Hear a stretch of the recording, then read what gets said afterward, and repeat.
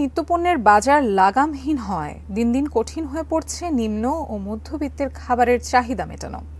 খাদ্য মূল্যস্ফীতি ঊর্ধ্বমুখী হলেও সে তুলনায় বাড়ছে না আয়ের সঙ্গে ব্যয় মেলাতে গিয়ে হিমশিম খেতে হচ্ছে তাদের। এ অবস্থায় কিভাবে তারা দ্রব্যমূল্যের সাথে মাসিক বাজেট সমন্বয় করছেন সেই কথা জানাচ্ছেন আরাফাত ইসলাম শুভ।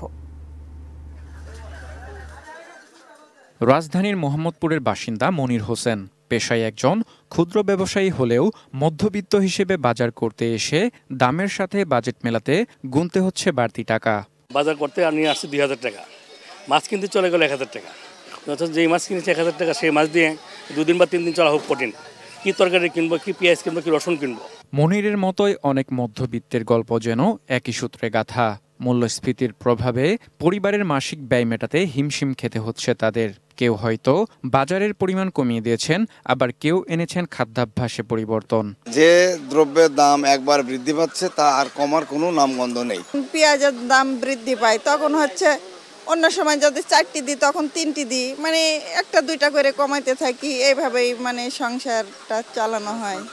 যে মাছ মাংস তো এখন খুবই কম নেওয়া হয়, জিনিসপত্র এখন কম খেতে হচ্ছে আর কি, মানে উপায় নাই, কারণ মানুষের তো আয় বাড়তেছে না, আয় তো যেটা সেটাই আছে, কিন্তু দ্রব্যমূল্য তো বেড়ে যাচ্ছে। পরিমাণ কম কিনতে হচ্ছে, আবার একটু লেভেল নিচে আসতে হচ্ছে। মধ্যবিত্তের বাইরে নিম্ন আয়ের মানুষের বাজারে গিয়ে দেখা যায় ভিন্ন চিত্র।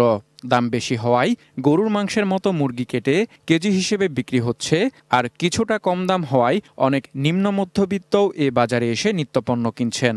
আমি কৃষি মার্কেটে থাকি, কিন্তু কৃষি মার্কেটের জিনিসপত্র এত দাম যে এর জন্য আমি একটু কম কেনার জন্য এই বাজারে আসছি। আর ইনকাম তো বাড়েনি, দাম বাড়ার পর থেকে অনেক কম খরচ মানে হিসাবে করতে হয়। যে আমাদের দিন আনে দিন খাই, তা আমাদেরই কষ্ট হয় বেশি।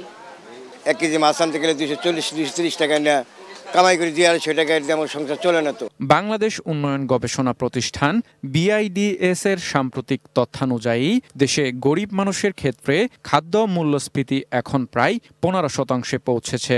মূল্যস্ফীতির হার বাড়ার পেছনে সবচেয়ে বড় ভূমিকা রাখছে চাল, ডাল, চিনি, ভোজ্য তেল সহ মাছ মাংসের দাম। আরাফাত ইসলাম শুভ, ATN নিউজ, ঢাকা।